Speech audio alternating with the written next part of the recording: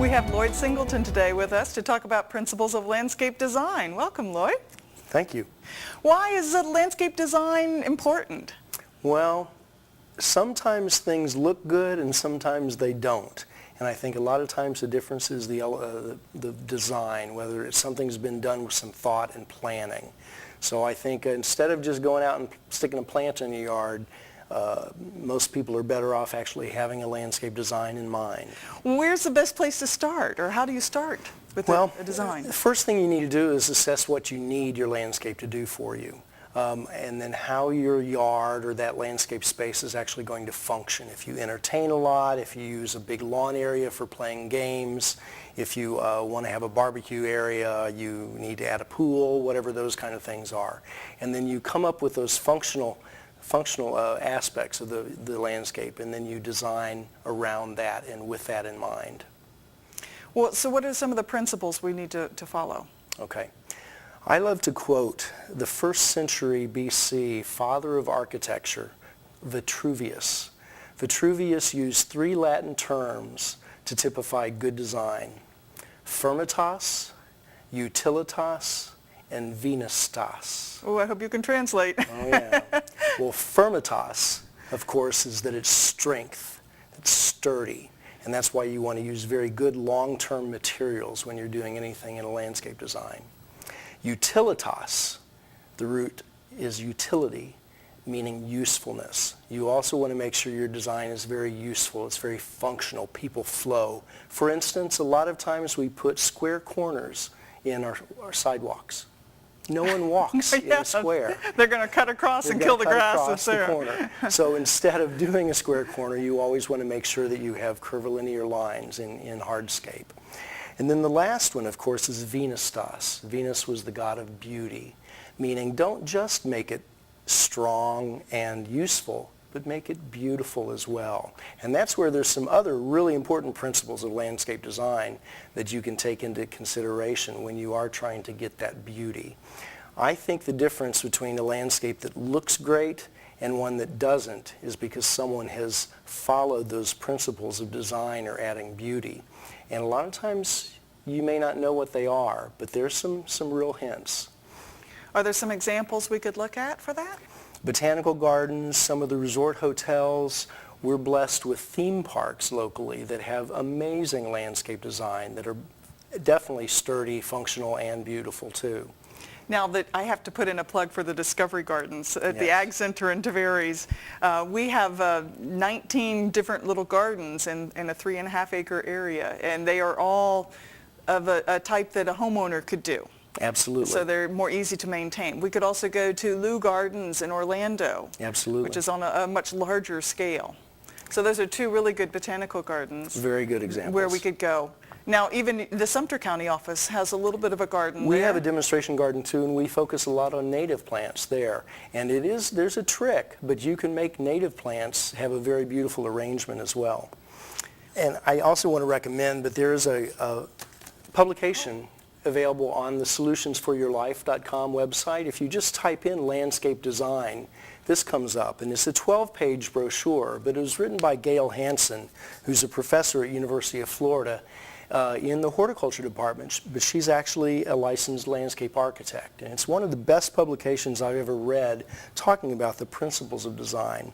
Some of the visual qualities that you want to look for in a good design are going to be line, form, color, texture, and also visual weight.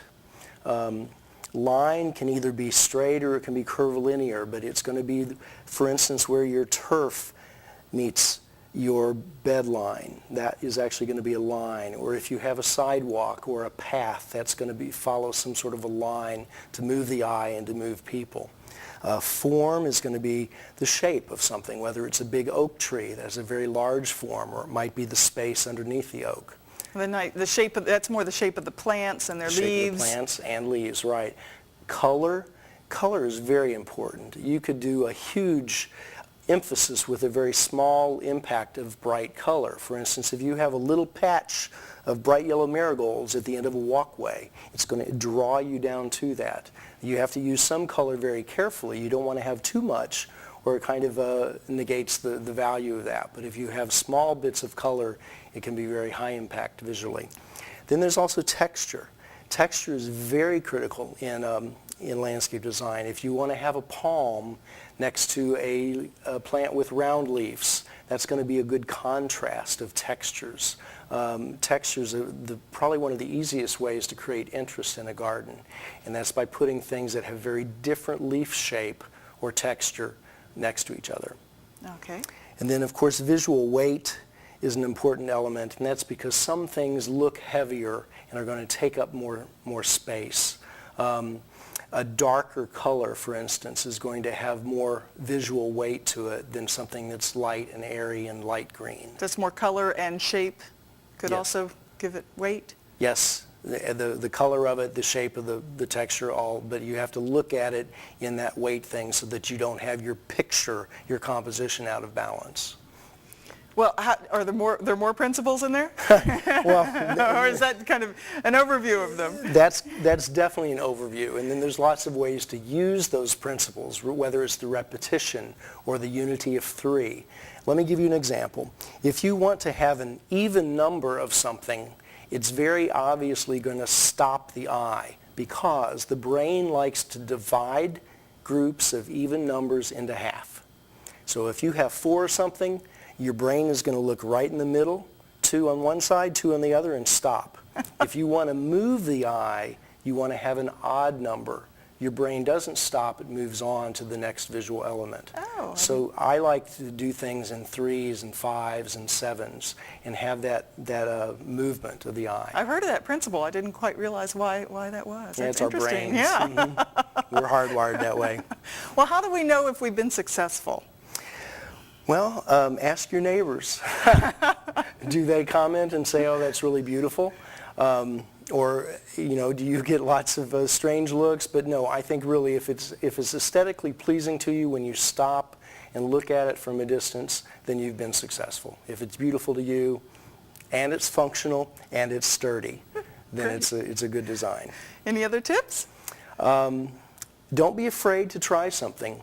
Plants can move. If you do end up putting the plant in the wrong place, you can move it.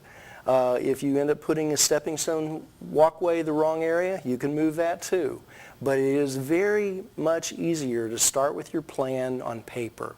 And so if you would kind of outline the areas you need for different things, different functions in your yard, and then decide where you want that weight of the large tree, or et cetera, or what views you want to capture and move one to. You can do that on paper first. And it's a lot easier. It's a lot easier than moving those things afterwards. Great. Well, thank you very much.